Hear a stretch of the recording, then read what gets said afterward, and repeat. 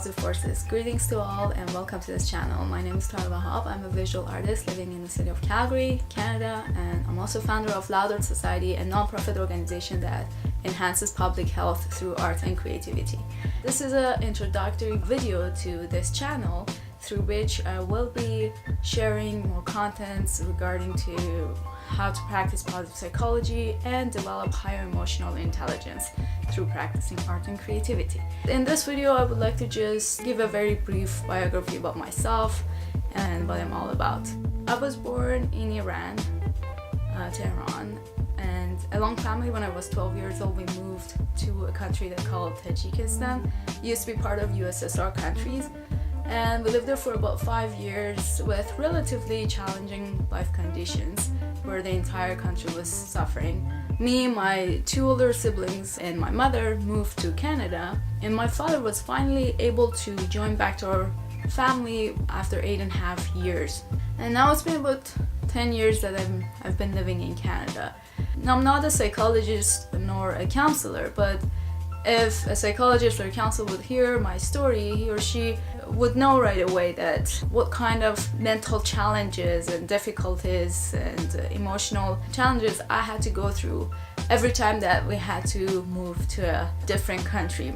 It's difficult because you have to get adjusted to the new place, and so many immigrants never actually get through that. They never are able to just fit in with the new culture and just get used to the new homeland. And that's not easy. And well, they get into a trap of depression. And I was kind of depressed most of my life, pretty much. And I was literally that child from the Disney's Inside Out, except a little bit more dramatic because it was a whole different language, a whole different culture that I had to kind of get used to it. But aside from that, depression is not really just specific to immigrants. And today, about 300 million people globally are affected from depression or some sort of mental disease or disorder. And that's probably just a number that has been reported because most people who are affected don't even know about it. That's right, like I didn't know. I thought that's just how I am. I'm just quiet and I'm just sad. In most cases, people don't realize, they don't know that life is actually much more beautiful, much more nicer than how you are feeling at the moment. So there are those difficulties that we do face in our lives. But I think I was able to somehow overcome every time that I was depressed and be able to actually make this video today because of 2 main factors. One, I was surrounded by a very good and kind family, and 2, I was always creating something in all areas of creativity. As a child, I was always singing and dancing, back home with cousins, aunts and uncles. And then from the time that my parents discovered I had some talent for visual arts, they put me right away in different art classes and provided me with private art lessons. Then I remember at the age of 12, I actually directed a musical play.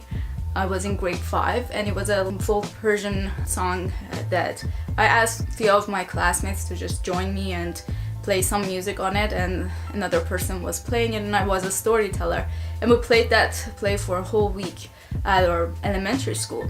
Then when we were living in Tajikistan, again I found my way back to arts. I found this art school for children where I not only continued my visual art, I also started learning how to play violin, and to this day I'm still playing the violin, and I'm actually playing in a community orchestra, a symphonic orchestra band, which I enjoy a lot.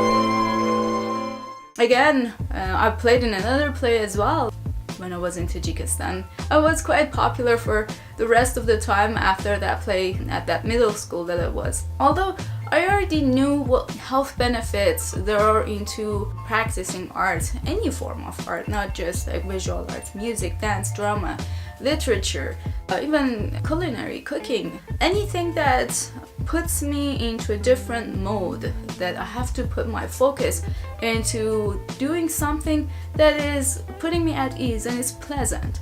And there is no force upon me to finish it at a specific time or anything like that. And it just allows me to relax and reflect and enjoy the moment instead of being sad about past and worrying about the future.